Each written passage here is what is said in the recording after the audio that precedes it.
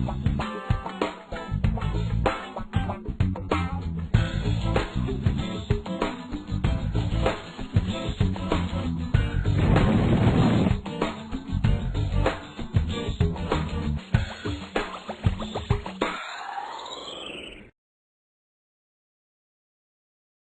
you have one of these? I got a little obsessed with mine. In fact, I got a little obsessed with all my stuff. Have you ever wondered where all the stuff we buy comes from and where it goes when we throw it out? I couldn't stop wondering about that, so I looked it up. And what the textbook said is that stuff moves through a system from extraction to production to distribution to consumption to disposal. All together, it's called the materials economy. Well, I looked into it a little bit more. In fact, I spent 10 years traveling the world, tracking where our stuff comes from and where it goes. And you know what I found out? That is not the whole story. There is a lot missing from this explanation. For one thing, this system looks like it's fine. No problem. But the truth is, it's a system in crisis. And the reason it's a system in crisis is it's a linear system and we live on a finite planet. And you cannot run a linear system on a finite planet indefinitely. Every step along the way, this system is interacting with the real world. In real life, it's not happening on a blank white page. It's interacting with societies, cultures, economies, the environment. And all along the way, it's bumping up against limits. Limits we don't see here because the diagram is incomplete. So let's go back through. Let's fill in some of the blanks and see what's missing. Well, one of the most important things that's missing is people. Yes, people. People live and work all along this system. And some people in this system matter a little more than others. Some have a little more say. Who are they? Well, let's start with the government.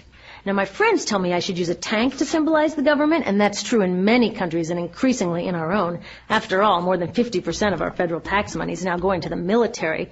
But I'm using a person to symbolize the government because I hold true to the vision and values the government should be of the people, by the people, for the people. It's the government's job to watch out for us, to take care of us. That's their job. Then along came the corporation. Now, the reason the corporation looks bigger than the government is that the corporation is bigger than the government. Of the 100 largest economies on Earth now, 51 are corporations. And as the corporation has grown in size and power, we've seen a little change in the government where they're a little more concerned in making sure everything's working out for those guys than for us. Okay, so let's see what else is missing from this picture. We'll start with extraction, which is a fancy word for natural resource exploitation, which is a fancy word for trashing the planet. What this looks like is we chop down the trees, we blow up mountains to get the metals inside, we use up all the water, and we wipe out the animals. So here we are running up against our first limit. We are running out of resources. We are using too much stuff. Now, I know this can be hard to hear, but it's the truth, so we've got to deal with it. In the past 3 decades alone, 1/3 of the planet's natural resource base has been consumed. Gone. We are cutting and mining and hauling and trashing the place so fast that we're undermining the planet's very ability for people to live here. Where I live, in the United States, we have less than 4% of our original forests left. 40% of the waterways have become undrinkable. And our problem is not just that we're using too much stuff, but we're using more than our share. We have 5% of the world's population, but we're using 30% of the world's resources and creating 30% of the world's waste. If everybody consumed at U.S. rates, we would need 3 to 5 planets. And you know what? We've only got 1. So my country's response to this limitation is simply to go take somebody else's. This is the third world, which some would say is another word for our stuff that somehow got on somebody else's land. So what does that look like? The same thing, trashing the place. 75% of global fisheries now are fished at or beyond capacity.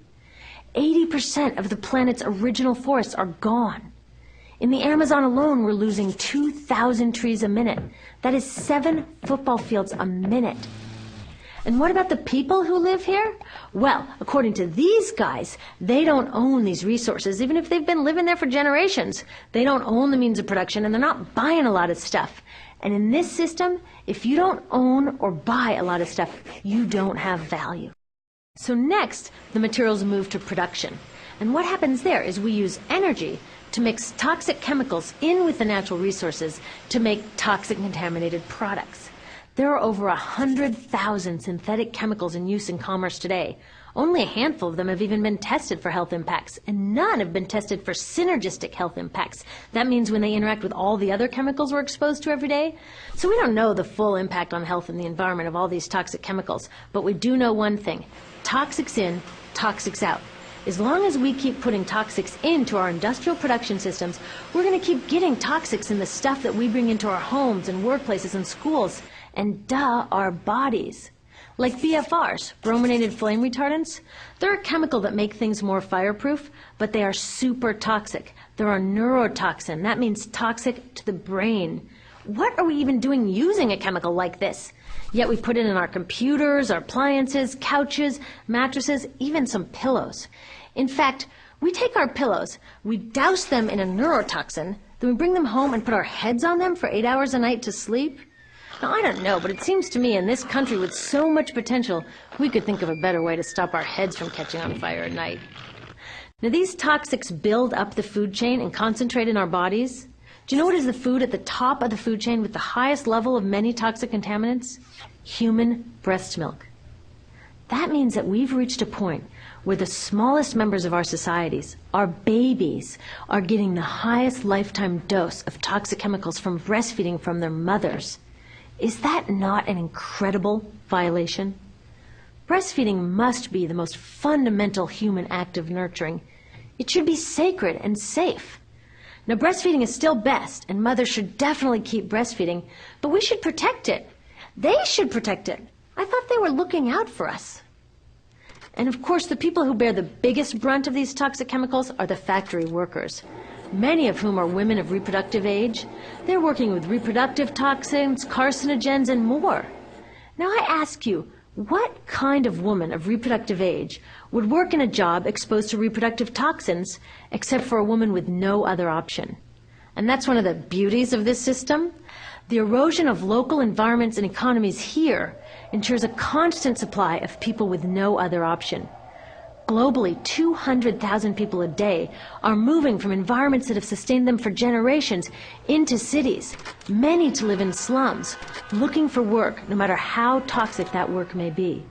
So you see, it's not just resources that are wasted along this system, but people too. Whole communities get wasted. Yep, toxics in, toxics out. A lot of the toxics leave the factories in products, but even more leave as byproducts or pollution. And it's a lot of pollution. In the U.S., our industry admits to releasing over 4 billion pounds of toxic chemicals a year. And it's probably a lot more because that's only what they admit. So that's another limit, because yuck, who wants to look at and smell 4 billion pounds of toxic chemicals a year? So what do? Move the dirty factories overseas, pollute someone else's land. But surprise, a lot of that pollution is coming right back at us, carried by wind currents. So what happens after all these natural resources are turned into products? Well, it moves here for distribution. Now, distribution means selling all the toxic contaminated junk as quickly as possible. The goal here is to keep the prices down, keep the people buying, and keep the inventory moving. How do they keep the prices down? Well, they don't pay the store workers very much, and they skimp on health insurance every time they can. It's all about externalizing the costs. What that means is that the real costs of making stuff aren't captured in the price. In other words, we aren't paying for the stuff we buy. I was thinking about this the other day. I was walking to work and I wanted to listen to the news, so I popped into a Radio Shack to buy a radio. I found this cute little green radio for $4.99. I was standing there in line to buy this thing, and I was thinking, how could $4.99 possibly capture the cost of making this radio and getting it into my hands? The metal was probably mined in South Africa. The petroleum was probably drilled in Iraq. The plastics were probably produced in China. And maybe the whole thing was assembled by some 15-year-old in a maquiladora in Mexico. $4.99 wouldn't even pay the rent for the shelf space it occupied until I came along, let alone part of the staff guy's salary who helped me pick it out, or the multiple ocean cruises and truck rides pieces of this radio went on. That's how I realized I didn't pay for the radio. So who did pay? Well, these people paid with the loss of their natural resource space. These people paid with the loss of their clean air, with increasing asthma and cancer rates. Kids in the Congo paid with their future. 30% of the kids in part of the Congo have dropped out of school to mine coltan, a metal we need for our cheap and disposable electronics. These people even paid by having to cover their own health insurance. All along this system, people pitched in so I could get this radio for $4.99. And none of these contributions are recorded in any accounts book. That's what I mean by the company owners externalized the true costs of production. And that brings us to the golden arrow of consumption. This is the heart of the system, the engine that drives it. It is so important that protecting this arrow has become the top priority for both of these guys. That's why after 9/11, when our country was in shock, and President Bush could have suggested any number of appropriate things, to grieve, to pray, to hope. No, he said to shop, to shop. We have become a nation of consumers. Our primary identity has become that of being consumers, not mothers, teachers, farmers, but consumers. The primary way that our value is measured and demonstrated is by how much we contribute to this arrow, how much we consume. And do we? We shop and shop and shop, keep the materials flowing, and flow they do. Guess what percentage of total materials flow through this system is still in product or use 6 months after their date of sale in North America? 50%? 20? No, 1%. 1. In other words, 99% of the stuff we harvest, mine, process, transport, 99% of the stuff we run through this system is trashed within 6 months. Now, how can we run a planet with that level of materials throughput? It wasn't always like this. The average U.S. person now consumes twice as much as they did 50 years ago. Ask your grandma. In her day, stewardship and resourcefulness and thrift were valued. So how did this happen? Well, it didn't just happen. It was designed. Shortly after World War II, these guys were figuring out how to ramp up the economy. Retailing analyst Victor Lebeau articulated the solution that's become the norm for the whole system. He said, our enormously productive economy demands that we make consumption our way of life, that we convert the buying and use of goods into rituals, that we seek our spiritual satisfaction, our ego satisfaction in consumption. We need things consumed, burned up, replaced, and discarded at an ever-accelerating rate. President Eisenhower's Council of Economic Advisors chairman said that the American economy's ultimate purpose is to produce more consumer goods. More consumer goods? Our ultimate purpose? Not provide health care or education or safe transportation or sustainability or justice? Consumer goods? How did they get us to jump on board this program so enthusiastically? Well, two of their most effective strategies are planned obsolescence and perceived obsolescence. Planned obsolescence is another word for designed for the dump. It means they actually make stuff to be useless as quickly as possible, so we'll chuck it and buy a new one. It's obvious with things like plastic bags and coffee cups, but now it's even big stuff. Mops, DVDs, cameras, barbecues even, everything. Even computers. Have you noticed that when you buy a computer now, the technology is changing so fast that in just a couple of years, it's actually an impediment to communication? I was curious about this, so I opened up a big desktop computer to see what was inside. And I found out that the piece that changes each year is just a tiny little piece in the corner. But you can't just change that one piece because each new version is a different shape. So you gotta chuck the whole thing and buy a new one. So I was reading industrial design journals from the 1950s when planned obsolescence was really catching on. These designers are so open about it. They actually discuss how fast can they make stuff break that still leaves the consumer having enough faith in the product to go out and buy another one. It was so intentional. But stuff cannot break fast enough to keep this arrow afloat. So there's also perceived obsolescence. Now, perceived obsolescence convinces us to throw away stuff that is still perfectly useful. How do they do that? Well, they change the way the stuff looks. So if you bought your stuff a couple of years ago, everyone can tell that you haven't contributed to this arrow recently. And since the way we demonstrate our value is contributing to this arrow, it can be embarrassing. Like, I've had the same fat white computer monitor on my desk for 5 years. My coworker just got a new computer. She has a flat, shiny, sleek monitor. It matches her computer, it matches her phone, even her pen stand. She looks like she's driving in Spaceship Central, and I look like I've got a washing machine on my desk. Fashion is another prime example of this. Have you ever wondered why women's shoe heels go from fat one year to skinny the next to fat to skinny? It's not because there's some debate about which heel structure is the most healthy for women's feet. It's because wearing fat heels in a skinny heel year shows everybody that you haven't contributed to that arrow as recently, so you're not as valuable as that person in skinny heels next to you, or more likely in some ad. It's to keep us buying new shoes. Advertisements and media in general plays a big role in this. Each of us in the U.S. is targeted with over 3,000 advertisements a day. We see more advertisements in 1 year than people 50 years ago saw in a lifetime. And if you think about it, what's the point of an ad except to make us unhappy with what we have? So 3,000 times a day, we're told our hair is wrong, our skin is wrong, our clothes are wrong, our furniture is wrong, our car is wrong. We are wrong, but it can all be made right if we just go shopping. Media also helps by hiding all of this and all of this. So the only part of the materials economy we see is the shopping. The extraction, production, and disposal all happens outside of our field of vision. So in the U.S., we have more stuff than ever before, but polls show that our national happiness is actually declining. Our national happiness peaked in the 1950s, the same time that this consumption mania exploded. Interesting coincidence. I think I know why. We have more stuff, but we have less time for the things that really make us happy. Friends, family, leisure time. We're working harder than ever. Some analysts say we have less leisure time than any time since feudal society. And do you know what the two main activities are that we do with the scant leisure time we have? Watch TV and shop. In the U.S., we spend 3 to 4 times as many hours shopping as our counterparts in Europe do. So we're in this ridiculous situation where we go to work, maybe 2 jobs even, and we come home and we're exhausted, so we plop down on our new couch and watch TV, and the commercials tell us you suck, so you gotta go to the mall to buy something to feel better, and then you gotta go to work more to pay for the stuff you just bought, so you come home and you're more tired, so you sit down and you watch more TV, and it tells you to go to the mall again, and we're on this crazy work, watch, spend treadmill, and we could just stop. So in the end, what happens to all the stuff we buy anyway?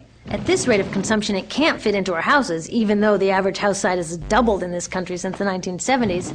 It all goes out in the garbage. And that brings us to disposal. This is the part of the materials economy we all know the most because we have to haul the junk out to the curb ourselves. Each of us in the United States makes 4.5 pounds of garbage a day. That's twice what we each made 30 years ago. All of this garbage either gets dumped in a landfill, which is just a big hole in the ground, or if you're really unlucky, first it's burned in an incinerator and then dumped in the landfill. Either way, they both pollute the air, land, water, and don't forget, change the climate. Incineration is really bad. Remember those toxics back in the production stage? Well, burning the garbage releases the toxics up into the air. Even worse, it makes new super toxics, like dioxin. Dioxin is the most toxic man-made substance known to science, and incinerators are the #1 source of dioxin. That means that we could stop the #1 source of the most toxic man-made substance known just by stopping burning the trash. We could stop it today. Now, some companies don't want to deal with building landfills and incinerators here, so they just export the disposal too. What about recycling? Does recycling help? Yes, recycling helps. Recycling reduces the garbage at this end, and it reduces the pressure to mine and harvest new stuff at this end. Yes, yes, yes, we should all recycle, but recycling is not enough. Recycling will never be enough, for a couple reasons. First, the waste coming out of our houses is just the tip of the iceberg. For every 1 garbage can of waste you put out on the curb, 70 garbage cans of waste were made upstream just to make the junk in that 1 garbage can you put out on the curb. So even if we could recycle 100% of the waste coming out of our households, it doesn't get to the core of the problems. Also, much of the garbage can't be recycled, either because it contains too many toxics or it's designed not to be recyclable in the first place. Like those juice packs, where they have layers of metal and paper and plastic all smushed together, you can never separate those for true recycling. So you see, it is a system in crisis. All along the way, we're bumping up against limits. From changing climate to declining happiness, it's just not working. But the good thing about such an all-pervasive problem is there are so many points of intervention. There are people working here on saving forests, here on clean production, labor rights, fair trade, conscious consuming, blocking landfills and incinerators, and very importantly, taking back our government, so that it really is by the people, for the people. All of this work is critically important. But things really start moving when we see the connections, when we see the big picture. When people all along this system get united, we can reclaim and transform this whole linear system into something new, a system that doesn't waste resources or people. You see, what we really need to chuck is that old school throwaway mindset. There's a new school of thinking about this stuff, and it's based on sustainability and equity. Things like green chemistry, zero waste, closed-loop production, renewable energy, local living economies. It's already started. Some say it's unrealistic, too idealistic that it can't happen. I say the ones who are unrealistic are those who think that we can continue with the old way. They're dreaming. Remember, that old way didn't just happen. It wasn't like gravity that we just have to live with. People created it, and we're people too. So let's create something new.